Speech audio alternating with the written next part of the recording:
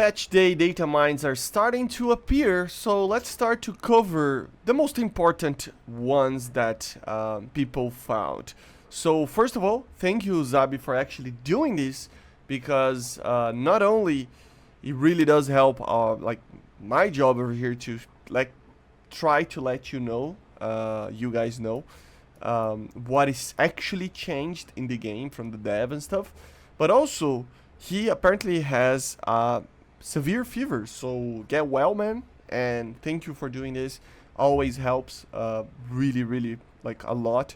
And of course I will always leave the link when I can for you to actually help him out on coffee. Okay, so let's get going with some of the additions. It's not all, I'll probably do a secondary video in the upcoming days, but yeah, the first one is some sites apparently are not yet added, that they're probably gonna get added soon. You know, these sites that you can actually change and you know, use. There are some other ones for other nations, even the Swedes, for example. So very interesting, but yeah, wait and see. We have to wait and see to actually know, right? Then we have two flight model changes to two major aircraft. One of them was the Gripen aircraft.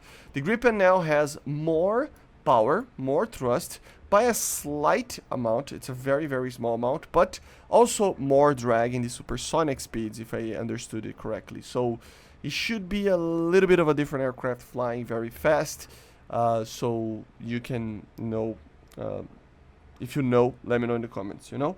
Also, the J-10 from the actual dev server got like a lot of things changed done to it. Of course, the improvements over the fly model, of course, the JF-17 as well was getting changed as well, and we're gonna talk about that in another video. But yeah, the JF-17 basically is buffed compared to what it was in the dev server. Okay, so less drag, pulls a little bit more overall, slight increase in the thrust in certain conditions, and in others slight decrease, but it's very small. And also this little thing, J10A early. Yes, I didn't notice that they added a J10A as an early model. I'm gonna do a video about what this potentially can mean, because it's kind of confusing, because we do have the J10 over here that is pretty much what a normal J10A would look like. If you add anything else in here, you would probably add another radar onto it, and some other things that would mean that it would become a B or a C. So I don't know what they mean with early. This would actually be a late model, because an early would be a prototype with just the PL-11s, the Aspides, right? So I don't know, but we're gonna talk about that in another video, okay? Some other minor changes. The F5Es apparently have 5 countermeasures more in the large caliber ones, so 15 instead of 10, which is, I thought it was already there, but still. The Barak C, you know, the F-16C, got a lot more flares, 60 more countermeasures, and obviously the addition of the Derby missile that we talked about it in its video. The F-111F as well got a new you know, countermeasure. So one of the main problems with this aircraft was that it had way less countermeasures than the C model. Now it's pretty okay. It has 60 large countermeasures and 120 normal countermeasures, so it's pretty alright actually. There are some other minor changes that I think is worth to talk about.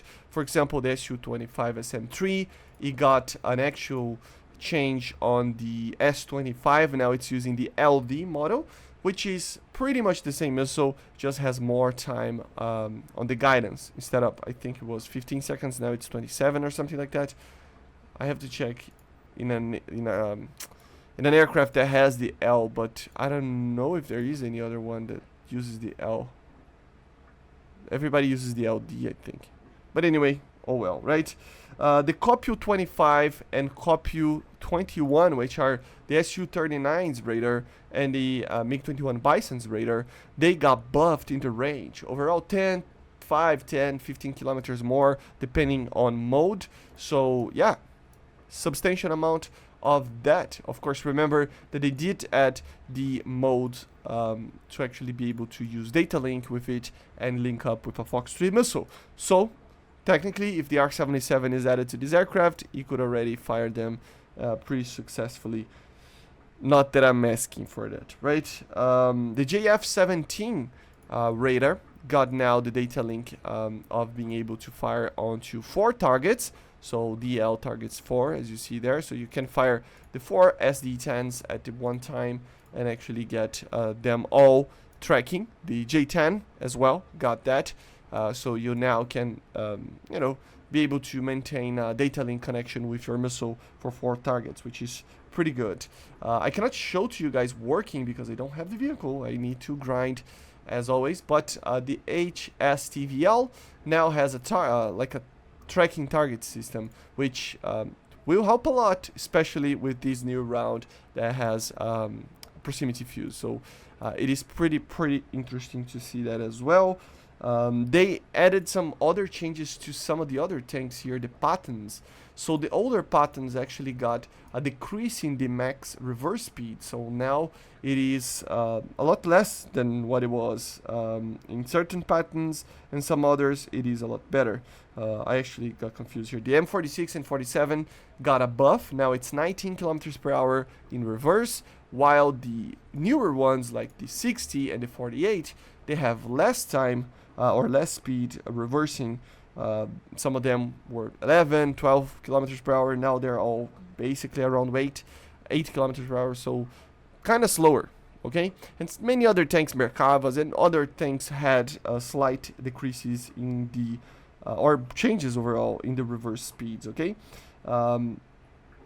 Many changes to the PL-5EII, which is the new missile for the Chinese JF-17 and the J-10. So now it turns better. It just overall is a much better missile than what it was. Of course, has IRCCM, turns 35 Gs. It has 19 degrees, around 19 degrees of max AOA for the fins. So increased track rate of around 60 degrees.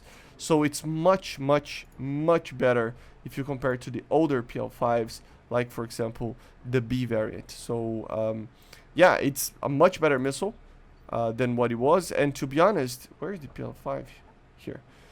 So yeah, 30 it was here, so you can see that there is difference there.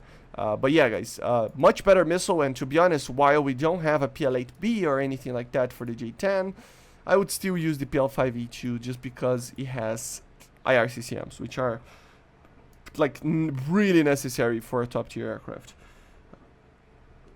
And yeah, guys, basically these are it. These are the like biggest ones that are out right now. I will be covering more of them, so keep an eye out in the upcoming days, okay?